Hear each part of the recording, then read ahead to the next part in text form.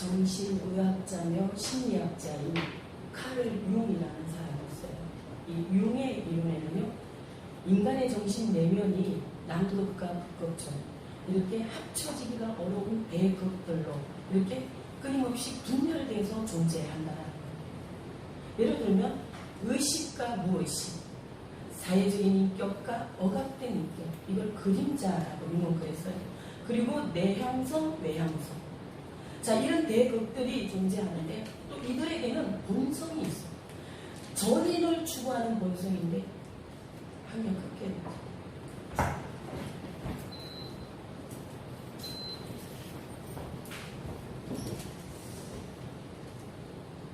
이것은 마치 자석이 서로 다른 것들끼리 들러붙으려고 하는, 이런 통합하고자 하는 이런 본성이 있다는 거예요. 그래서 그 본성을 따라가서 통합이 되는 상태를, 그 내면을 성숙한 경지다. 그래서 융은 이것을 개성화라고 이름을 지어서 이제 부릅니다. 자, 이 개성화가 잘 진행되는 사람들, 이 사람들은 자기하고 정반대적인 사람, 이런 성향의 사람들을 잘 받아들이고 그리고 그들을 편안하게 수용한다는 거예요. 그런데 반면에 개성화가 미진된 사람, 이것이 잘 진행되지 않는 사람은 다른 사람 누군가를 나에게 받아들이는 것이 힘들다, 너무 어렵다는 거예요. 그러면 이 개성화가 왜 잘 진행되지 않는가? 융은 이렇게 말했어요. 사회적인 편견과 기대와 억압과 요구와 간섭과 이런 것들이 자꾸 한쪽 극만 이렇게 추구하면서 이러니까 또 밀린다는 거예요. 또 밀려서 반대쪽 극이 억압을 받았어요. 그래서 그 본성을 이루지 못한다는 거예요. 그래서 융이 이걸 고민을 하면서 어떻게 하면 이 개성화를 잘 이루게 해줄 수 있을까, 이 점을 발견하고 제시하는 방법이, 내가 도저히 받아들일 수 없는, 받아들이기 어려운 이 힘든 대상, 우리 이걸 상극이라고 그러죠.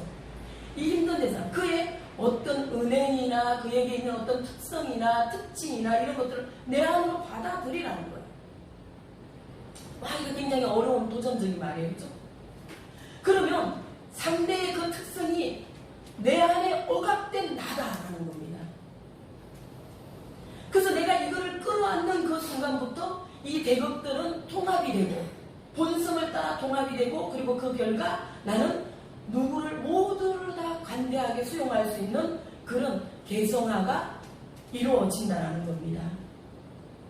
어려운 얘기니까 다시 말해서, 꼴도 보기 싫은 너의 모습이, 너의 그 모습이 바로 내 안에 있는 억압된 나다, 나의 그림자라는 건데요. 너무 놀랄 일이고 충격적이죠. 과연 우리가 융의 이런 이론들을 받아들일 수 있냐라는 겁니다. 가정에서만 보더라도요, 달라도 너무 다른 내 배우자 어떻게 할까? 그리고 내 자식들인데 너무 다른 이 자녀들 순순히 받아들일 수 있는 거 어렵다. 우리 교회도 마찬가지예요. 우리 교회 안에서 우리가 한 형제고 자매고 한 권속임에도 불구하고 우리가 공동체 안에서 마찬가지, 너무 다른 당신, 이 당신을 내 안에 받아들인다는 것이 힘들어. 그렇다면 이 길이 불가능한가요? 어렵지만 불가능은 아니다라는 것입니다. 성경에는요, 상극의 사람들끼리, 상극의 사람들이 평화를 만드는 허다한 사례들을 우리에게 보여주고 있기 때문입니다. 사도행전 7장 59절과 60절에는 스데반이 순교하는 장면이에요. 스데반의 설교를 들은 유대인들이 동족이고 그들이 형제잖아요.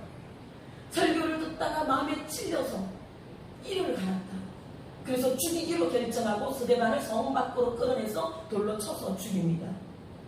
스데반은 돌에 맞아서 죽어갈 때에 7장 60절에 그가 무릎을 꿇고 크게 불러 이러되, 주여 이 죄를 저들에게 돌리지 마소서. 저 사람들 벌 주지 마세요. 이렇게 기도하고 스데반이 죽었다라는 거예요. 성경은 잔이라 이렇게 기록했습니다. 어떻게 이런 일이 있을 수 있냐? 이거 스데반이니까 이렇게 할 수 있었냐? 자, 또 8장 5절에요. 사도행전. 이렇게 스데반의 순교 이후에 교회가 본격적으로 박해를 받기 시작합니다. 그래서 막 흩어지는 거예요. 교인들도 흩어지고 또 제자들도 흩어지고. 빌립이요? 이 집사죠. 빌립 집사가 사마리아로 갔습니다. 예루살렘에서 나와서 흩어져서 사마리아 성의 사람들에게 가서 복음을 전하니 표적이 나타나고 중풍병자가 고쳐지고 못 걷던 사람이 걷고 귀신들도 쫓겨가고 막 이런 일들이 일어나는 거예요. 그래서 사람들이 이 복음을 받아들이고 이 복음을 믿고 따르고 그 성에 큰 기쁨이 있었더라. 막 이래요. 자, 그리고 10장입니다. 사도행전 10장. 베드로 사도가 고넬로를 만나는 장면이에요. 우리 지난 주일날 설교였었죠. 개인적으로 교제할 수 없는 사람들이야. 이 두 사람은 만나봤자 통할 것도 없고 통할 수도 없고 물 한 잔도 같이 마시면 안 되는 관계. 이방인이에요. 유대인으로서 이방인과의 교제가 위법이다 그랬습니다. 그럼 자, 이거 다 뭡니까? 지금 뭘 말하는 거예요? 상극이에요. 지금 이 모든 관계가 지금 쭉 말씀드린 것이 동족이고 혈육이면서 어떻게 나한테 돌을 치고 나에 대해서 이를 갈고 나를 그렇게 죽이느냐. 또 사마리아는 민족 배신자야. 수백 년 동안 이것들은 우리가 쳐다보지도 않았고 그리 지나가지도 않고 상종도 안 했어. 도저히 나에게 받아들일 수 없는 너. 그런데 그들에게 갔고 그들에게 복음을 전하고 엄연히 위법인데도 베드로는 그들에게 세례를 베풀고 맞아 죽어가면서도 외래 이들을 염려하면서 기도했다라는 거예요. 아, 이 일이 어떻게 일어날 수 있었냐. 어려웠지만 불가능한 일은 아니라고 했죠. 성령이 오셨기 때문입니다. 성령으로 인해 성령을 받고 오순절 성령은 우리는 계속적으로 이 성령에 대한 이야기를 나눌 때 두 개의 성령의 성격에서 픽플랜이라고 했습니다. 이거는 폭발적인 성령이야. 가만히 있다가 그냥 폭발적으로 강력한 성령의 임재. 이 성령이 압도적으로 이 공간에 임하신 후에 사람들이 달라졌습니다. 그래서 거리로 가고 도시로 가고 기존에 있었던 것들을 다 무너뜨리고 뭡니까? 이들은 두려웠었고 숨어 있었던 거예요. 이랬던 이들에게 변화가 있고 큰 소리로 나가서 내 말 좀 들어보시오. 우리가 십자가에 달린 그 예수가 그가 예수 그리스도시다. 이렇게 말하는 거예요. 예수님께서 친히 살아계심을 제자들에게 나타내 보이셨을 때 너희는 예루살렘을 떠나지 말고 아버지께서 말하신 것, 그 약속하신 것을 기다려라. 몇 날이 되지 않아서 성령을 보내시리라. 이 말씀을 하시고 오늘 오순절이 온 겁니다. 교회적으로 오늘은요 성령 강림주일이에요. 우리 기독교는요 성탄절 부활절과 함께 이 성령 강림절을 절기로 지키고 있는데요. 특별히 이 성령 강림절은 교회가 탄생한 날이다. 자, 교회는 언제 탄생했는가? 아담 때부터인가? 오순절 때부터인가? 교회는 하나님의 영원한 존재 안에 있었어. 그러면서도 오순절에 성령을 통해서 교회가 세상에 왔다는 거예요. 오순절이라고 하는 이 절기는 유대인들의 7개, 7대 절기 중에 하나의 절기입니다. 우리 두 사람이 한 집에 같이 산다고 해서 정보를 많이 나눈다든가 서로 주고받는다든가 이런 것도 아닌데 짜고 치지는 않는데 오늘 주보를 딱 보니까 펜테코스트 오순절에 대해서 정 목사님이 너무 잘 정리해서 올려놓으셨네요. 이것만 읽어도 그냥 설교 다 들은 건데 감사합니다. 오순절 절기 이날에 예루살렘에 성령이 임했다. 장소는 마가의 집이었습니다. 마가 다락방.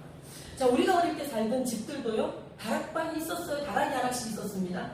우리 다락은 사용하지 않는 물건을 좀 올려놓는다든가 그저 꼬마들이 올라가서 좀 노는 정도인데 우리하고는 건축 구조가 다른 여기에서 이 다락은 꽤 컸던 것 같아요.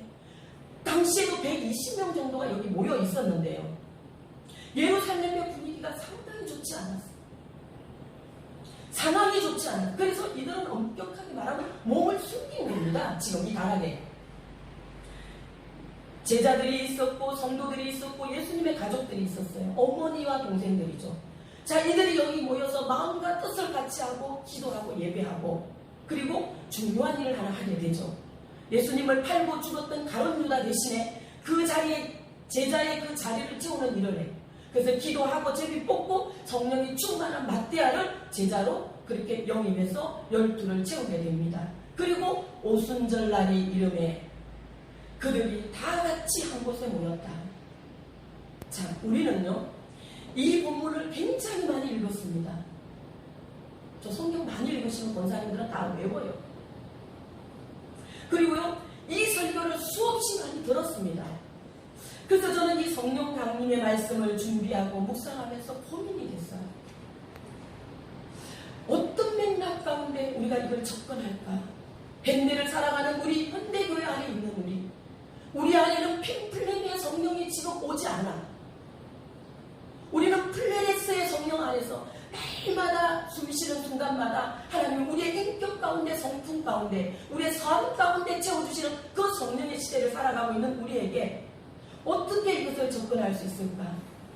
이 현대교회에서 오순절 성령의 어떤 입장일까? 교회 안에 어떤 역사며 어떤 역할을 하고 있을까? 이것을 한번 좀 이런 맥락에서 우리가 살펴보면서 또 여러분들과 함께 은혜를 나누고자 합니다.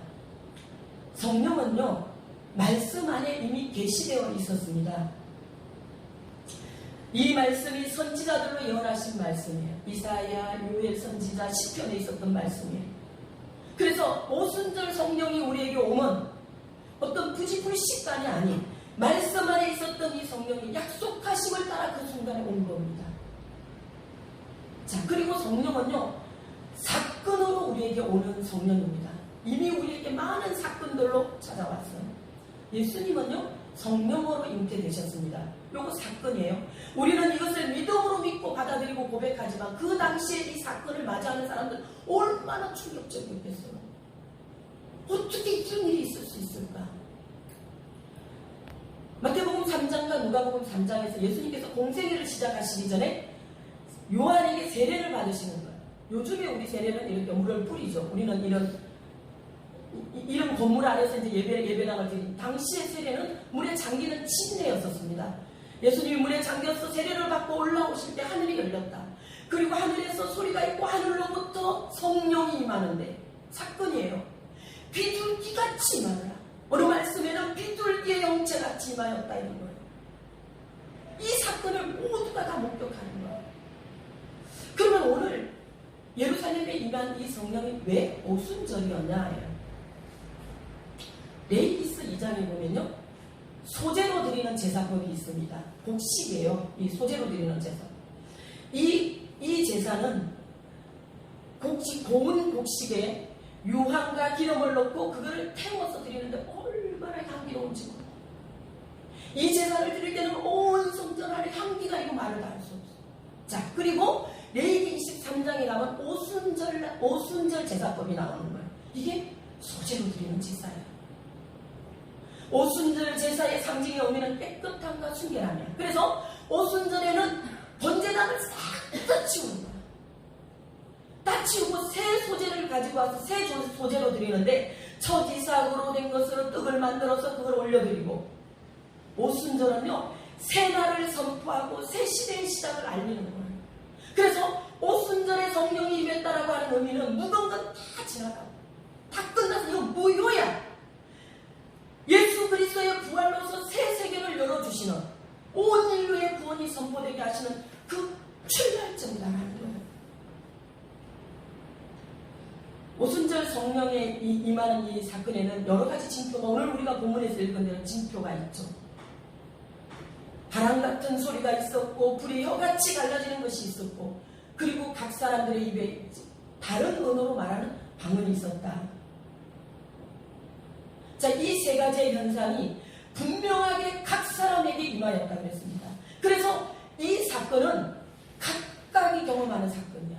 그래서 그 장소에서 마가의 방 그곳에서 그 사건이 있었다가 아니고 나에게, 당신에게, 너에게 있었다라는 거. 각각 경험하는 사건이 되는 겁니다. 전에 성경도사 같은 거 보면요 이런 문제가 나와요. 오순절 성령이 임재하실 때에 함께한 징표 세 가지를 쓰시오 혹은 고르시오. 이 바람, 불, 방언 이렇게 써도 되거든요. 뭐 바람 같은 소리 이렇게 막 하지 않아도 돼. 어느 집사님께서 장로고시를 보러 가셨어요. 공부를 많이 하시고 가셨어. 뭐 다 되던데 뭘 공부를 다 안 됩니다. 우리가 몰라서 그렇지. 너무 많이 떨어져. 내 당해가 창피하잖아. 그러니까 자꾸 제 시험 보게 하는 거, 붙을 때까지. 그래서 이제 이분 많이 공부를 하시고 가셨어요. 갔는데 이 문제가 나온 겁니다. 오순절 성령의 증표 3가지. 나 이거 알아. 기출문제에서. 그래서 3점 주관식 문제야. 이분이 자신있게 썼는데 바람 이렇게 쓰시고 떨어지셨지. 하필이면 그때 그게 많이 또 유행해가지고 착각하시. 바람과 불과 성령. 유대인들에게 있어서 전통적인 이 인식 중에 하나가 하나님의 임재에는요, 이 바람이 있었습니다.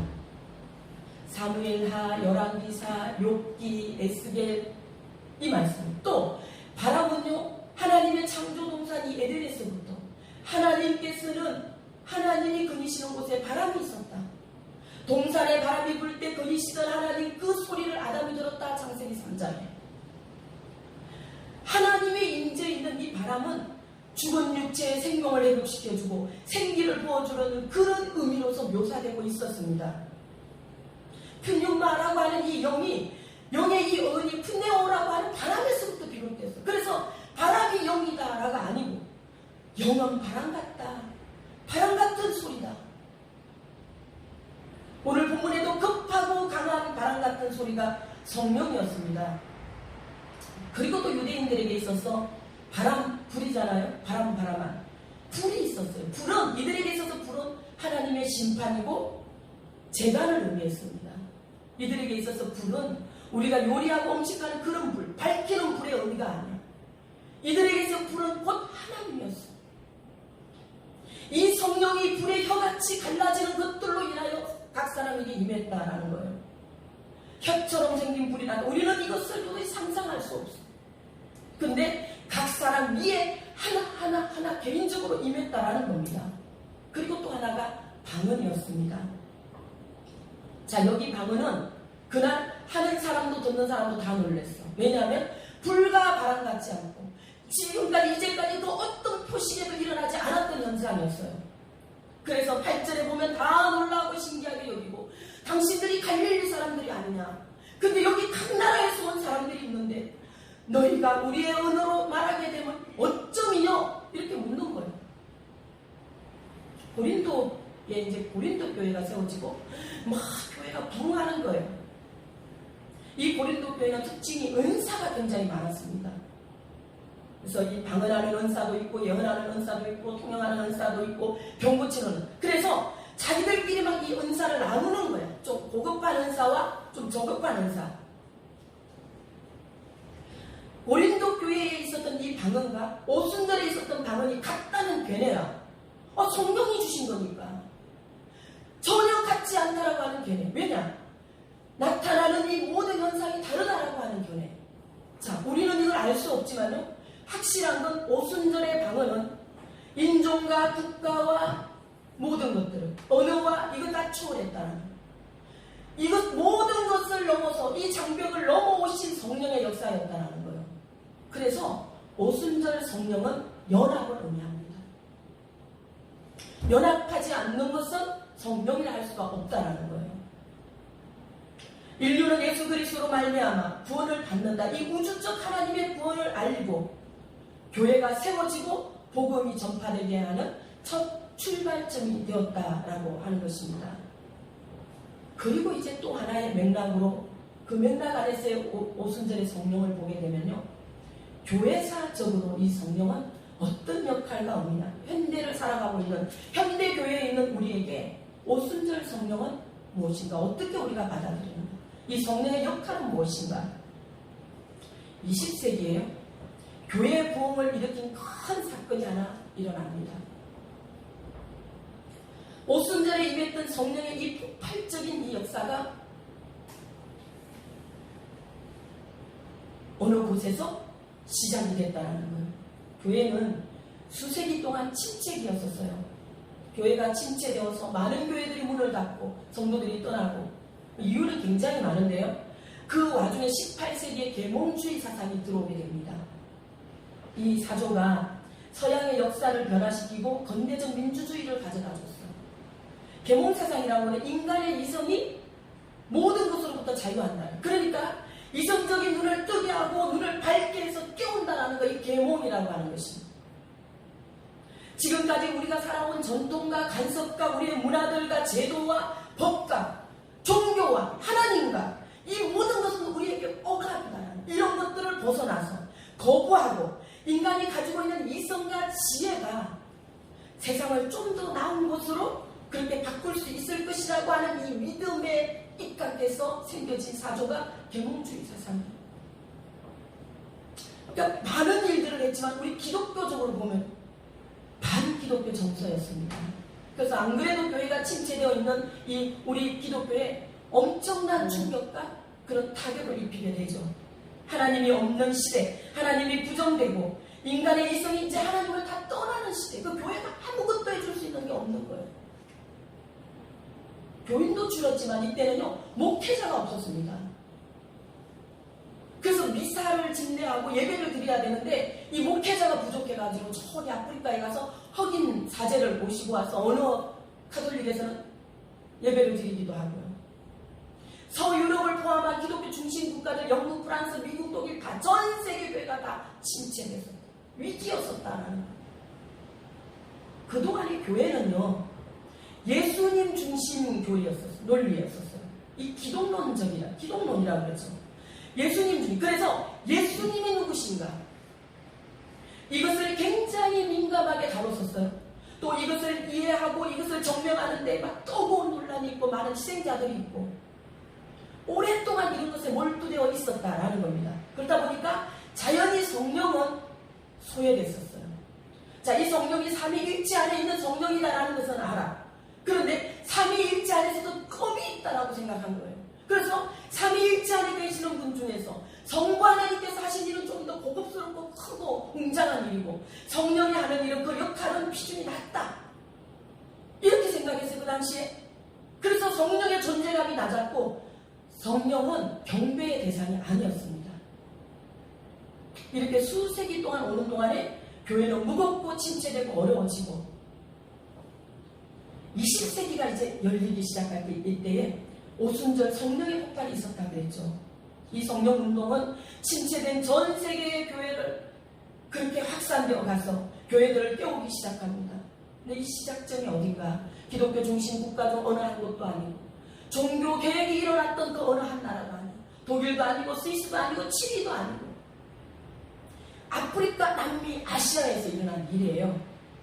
자, 수천 년 동안 우상의 국가고 힌두교고 불교고 이슬람이고 얼어붙어 있는 동토와 같은 곳이야. 어떻게 보면 성령과 이곳은 상극이야.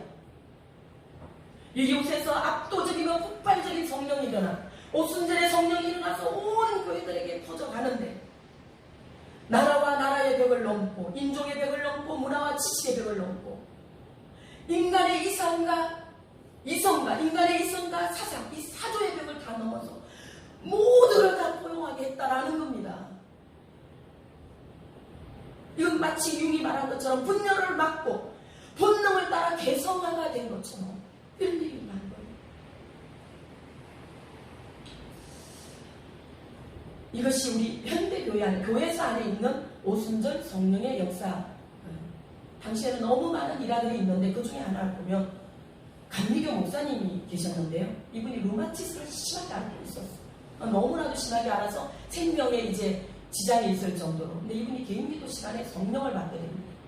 성령을 받고 루마티스가 딱 고쳐졌어요. 이 신유를 경험한 목사님께서 교회 안에 작은 신학교를 하나 설립합니다. 왜냐하면 목회자 수가 너무 적으니까 신학생을 좀 육성하기 위해서. 그런데 이 신학교 안에서 신기한 일이 일어났어요. 타이밍이 너무 절묘해요. 이날이 1901년 1월 1일. 자, 이거는 20세기의 딱 첫날이죠. 전날부터 이 학교에서 송구 영신 예배를 드리고 있었는데 예배 중에 한 학생이 안수기도를 요청합니다. 이 기도 중에 집단적인 방언이 터져버려요. 오순절의 방언같이 정확하게 중국어라고 그랬어요. 일이 여기서 끝난 것이 아니라 이것을 시작으로 해서 연쇄적으로 일어나기 시작하는데 모든 신학교와 교회 안으로 막 들어가는 거예요. 바다도 건너고 대륙도 넘어서 막 가는 거예요. 전 세계의 교회에 성령의 역사가 일어나 교회를 일으키고 침체된 교회를 세우고 깨우고 일으키고 복음이 교회를 통해서 다시 그렇게 흘러갈 수 있도록 이것을 모든 것을 초월하신 성령께서 했다는 겁니다. 그래서 20세기의 전 세계 교회들이 다시 부흥으로 그렇게 일어날 수 있었습니다. 그 성령이 그렇게 복음이 우리에게 오기까지 했던 겁니다. 저는 오늘 이 말씀을 준비하면서 이 말씀의 제목을 라틴어예요. 베니 산테 스피리투스, 약간 욕 같죠. 이 발음이 세서 오소서 성령님, 자, 이렇게 전하고요. 오순절의 이 성령을 여러분과 제가 사모하며 초청할 수 있기를 소망하고 바라는 마음으로 이렇게 말씀을 준비합니다. 성령이 우리에게 오시면요, 진리를 깨닫게 하신다. 성령은 가르쳐 주시고 생각나게 해주시고 우리가 어떤 존재고 우리가 어떻게 구원받았고 어떻게 사랑을 받았고 어떤 가치를 지불하고 우리가 사랑을 받았어. 그러니 우리가 서로 어떻게 사랑해야 하는가, 이걸 가르쳐 주시는 거예요. 성령이 오시면요, 복음 전하는 영이에요. 교회가 복음을 전하는 많은 영혼들을 하나님께로 이끌어오고 복음으로 서로 다른 너를 복음으로 서로 다른 우리 모두를 포옹한다.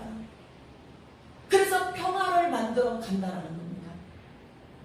또 성령이 오시면요, 성령은 사랑하게 하는 영이에요. 성령은 사랑의 영이에요. 사랑은 모든 문제의 원인이 되고 해법이 됩니다. 우리 내면에 분열되는 대것들을 통합하여서 평화를 만드는 가장 좋은 방법, 사랑이에요. 사랑은 나와 다른 너를 편안하게 수용한다라는 거예요. 내가 저분을 수용할 수만 있어도 이미 사랑하는 거예요. 성령 강림절, 이 성령의 계절이에요. 오소서 성령님, 이곳에 오셔서 우리를 사로잡아 주시고 하나님의 뜻이 우리를 통해 이루어지도록 하시고 우리 가정에 오시고 우리 교회에 오시고 그래서 우리로 충만하게 하소서. 이 간청함이 우리 모두의 기도 제목이 되고 기도가 되고 소망이 되기를 주님의 이름으로 간절히 축원합니다. 너희가 악할지라도 좋은 것으로 자식에게 줄 줄 알거든 하물며 너희 하늘 아버지께서 너희가 구하는 성령을 주시지 않겠느냐. 누가복음 11장 13절 말씀. 다 같이 기도하시겠습니다.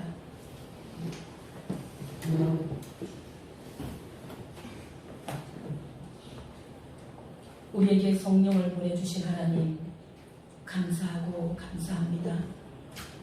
진리의 영, 사랑의 영, 성령께서 오늘 우리에게 오셔서 우리를 충만하게 해주셔서 우리가 머물고 우리가 선 곳에 또 우리의 가정과 우리 교회에 하나님의 성령이 넘치게 하여 주옵소서. 이 성령으로 우리가 채워져 가게 하여 주옵소서. 오소서 성령님, 이 고백 우리의 소망이 되기를 원하고 예수님 이름으로 기도합니다. 아멘.